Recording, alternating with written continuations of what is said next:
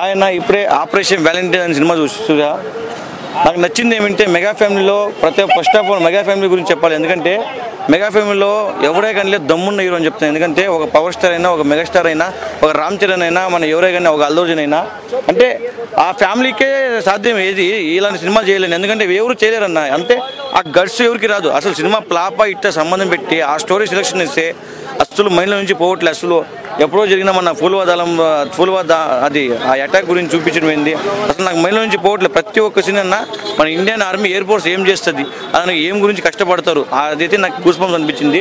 అంటే మన కోసం వాళ్ళు ఎంతంత కష్టపడతారు. మనం ఇక్కడ ఒక పూట అన్నం తినాలంటే మనం అక్కడ వాళ్ళు ఏమేమి చేస్తున్నారు అనేది చూపించారు.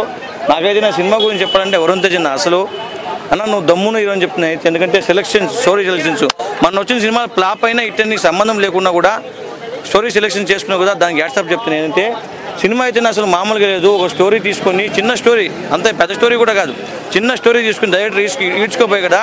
డైరెక్టర్ అయితే మామూలుగా తెలియదన్న. ఇంకా మ్యూజిక్ అయితే మామూలుగా లేదు. ఇంకా సోనీ పిక్చర్స్ ప్రొడక్షన్ వాల్యూ ఉంటే వాళ్ళు ఏం చెప్తున్నాయి అయితే మేజర్ తర్వాత మన తెలుగులో ప్రొడక్షన్ చేసింది వాళ్ళు సెకండ్ సినిమా ఇదే. మేజర్ తర్వాత ఏది చేయలేవాళ్ళు. అంతే సోనీ పిక్చర్ తీసుకుందంటే మీరు అర్థం చేసుకుని ఎంత బాగా తీసే సినిమా అయితే సినిమా అయితే మామూలుగా లేదన్నా. ప్రతి ఒక్క ఇండియన్ తన గుండెల పైన చేసుకుని చూడాలి. ఎందుకంటే ఇలాంటి సినిమాలు ఎప్పుడు రావు, రేర్గా వస్తాయి, అరుదుగా వస్తాయి. ఎందుకంటే ఇలాంటి సినిమాలు ఎక్కడ చూడలేను ఇంతకు ముంచి.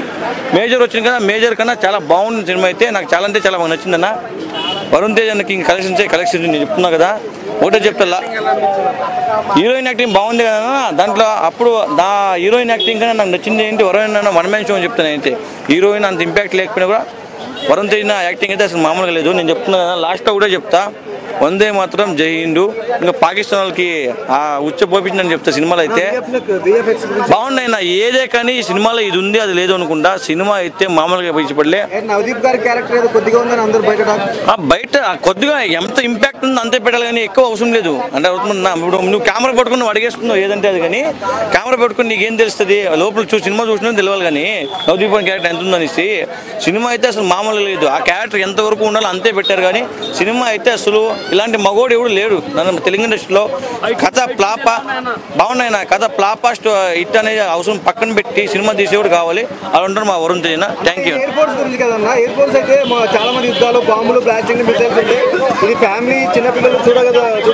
ప్రతి ఒక్కరు చూడొచ్చు అన్న, ప్రతి ఒక్కరు ఆ విఎఫ్ఎక్స్ అంత ఘోరంగా ఏం పెట్టలేదు.